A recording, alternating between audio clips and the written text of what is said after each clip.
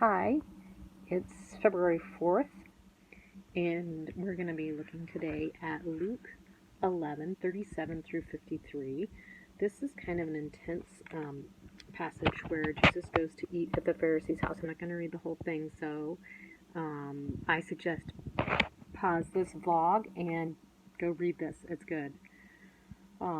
He's eating at the Pharisee's house, and he goes in to eat, and he doesn't even wash his hands before he eats, which makes me think that he did that kind of on purpose, like he was setting up this teaching moment. Or maybe he just forgot, but I'm guessing that that was pretty intentional. And the Jewish guy, he freaks out, and Jesus says, "You Pharisees are so careful to clean the outside of the cup and the dish, but inside you are filthy, full of greed and wickedness. Fools, didn't God make the inside as well as the outside? So clean the inside by giving gifts to the poor, and you will be clean all over." So this is really convicting, just thinking about this in my life. And it kind of made me think about, on a smaller scale, we've been thinking about inviting a friend over for dinner who's, I don't know if she's not really poor financially, I don't think, but like she doesn't have any family. And that's not something I would normally make a priority, but I've been thinking more about that, and I just pray, God, if you want me to do that, that you will just direct me in that. In fact, I have a little star right here. Just a sec here. So do I remember to come back to that later? And I was even thinking about sending a couple of Valentines to people I know that are kind of lonely. So I don't know, just little ideas, and it seems kind of pathetic to say it out loud, but sometimes I'm not even good at the small stuff. I say I'm not good. That even shows my ego, doesn't it? That it would be as if I were good. Sometimes I don't even let God into the small stuff. On a bigger scale, I've been thinking off and on over time about offering the retreat and the spiritual practices to people who are financially and circumstantially disadvantaged. And I'm not quite sure how to start on this because I don't know anything about that type of people. I mean, it's presumptive for me to think that I could just swoop in and be of some help, and I don't even know anything about them. So I'm thinking about maybe working with PADS, which our church has just started helping with, just as a tiny starting point. And again, God, I just pray that you will guide me in this. If you want me there, that you will lead me there. I think especially of how sometimes I've observed that when I am serving with the more affluent people, they just don't seem to have room in their lives for spiritual practices and much interest. They just seem kind of sleepy. And so I wonder if God might be showing me that that's not where he wants this work. So God, I just pray that you'll keep me open to you in that, and that I will serve you wherever you want me, and that you will help me to get there, and I'll just follow you, God.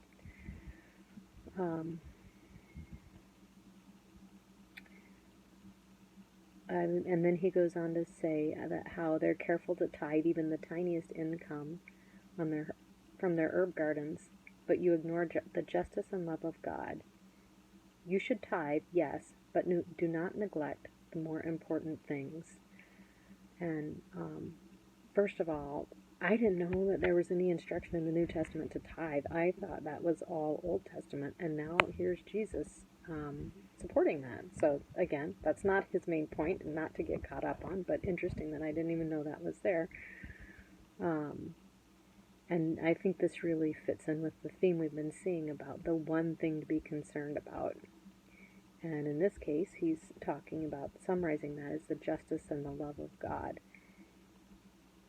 And I just pray that God will show me what that means more than words, the justice and the love of God, because I think that that's only been words to me mostly. And I'm just praying that God will show me his true self, and that will become my true self. He goes on. Let's see. I'm going to skip down a little bit, and it says,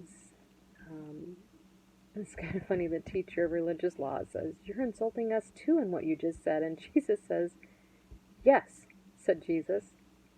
"What sorrow awaits you experts in religious law?" So he basically said, yeah, I am insulting you. There's more. Listen to this. And then he says, "For you crush people with unbearable religious demands, and you never lift a finger to ease the burden."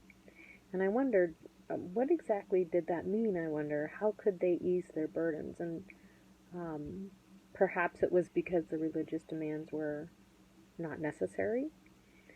Perhaps it was because they themselves did not teach and reveal the true God. The true God would have eased the burden. Knowing him would have eased their burden. And also not having all the rules that didn't need to be there would have eased their burden.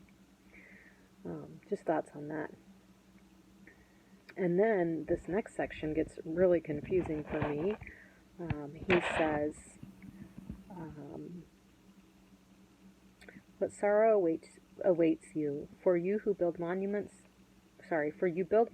for the prophets your own ancestors killed long ago, but in fact you stand as witnesses who agree with what your ancestors did. They killed the prophets, and you join in their crime by building the monuments." And I'm not sure I really even understand that, but I'm wondering if perhaps they're in agreement because they too have forsaken the true God, in this case for their own appearance and ego. And so they stand in agreement in their life with their ancestors who forsook the true God and killed the prophets. And then he says, a little farther down, "As a result," this is verse 50, "this generation will be held responsible for the murder of all God's prophets from the creation of the world, from the murder of Abel to the murder of Zechariah, who was killed between the altar and the sanctuary. Yes, it will be charged against this generation." And again, kind of confusing to me here, and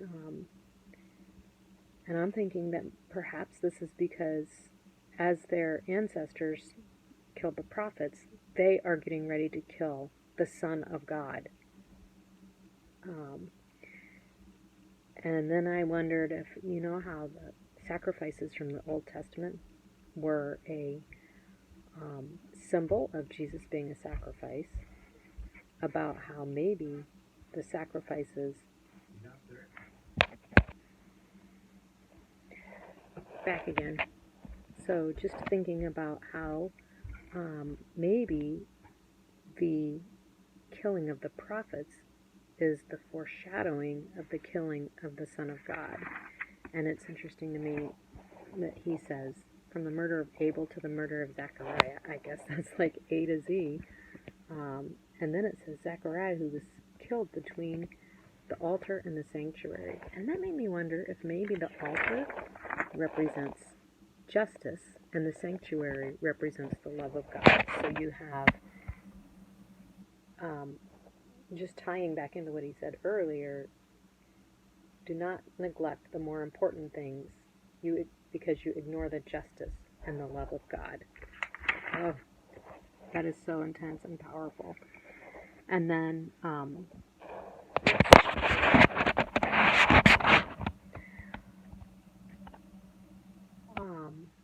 going on to 52, it says, "You remove the key to knowledge from the people. You don't enter the kingdom yourselves, and you prevent others from entering."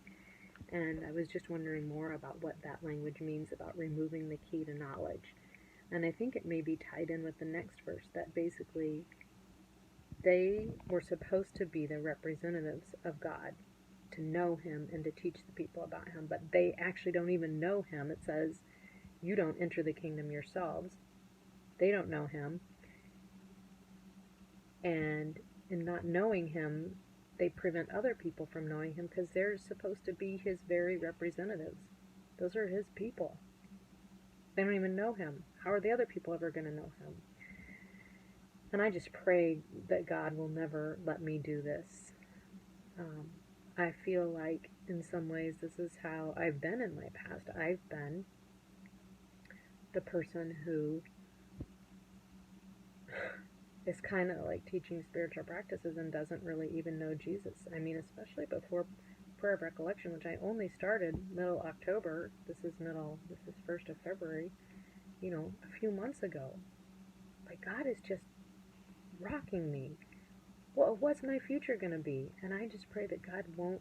I'm so thankful that I did not have more influence than I did, because I feel like this is kind of how I am. And I just pray that God, you won't let me have influence when I don't know you, because that's dangerous. What would I do with influence if I didn't know God? I would use it for my own self. I would lead people into empty ways of not knowing God and thinking they did. It would be different if you led people to not know God and they didn't think that's where you were leading them. But if you tell them that's where you're leading them and you don't even know, see how messed up and that is. I just pray that God will protect people from me and protect me from having any influence that I shouldn't have, because I don't really know him. And then at the end it says, the Pharisees became hostile and tried to provoke him with many questions. They wanted to trap him into saying something they could use against him. And this is all part of the section that said earlier that he's on his way to Jerusalem now. And it seems like he's finally ready to poke the bear.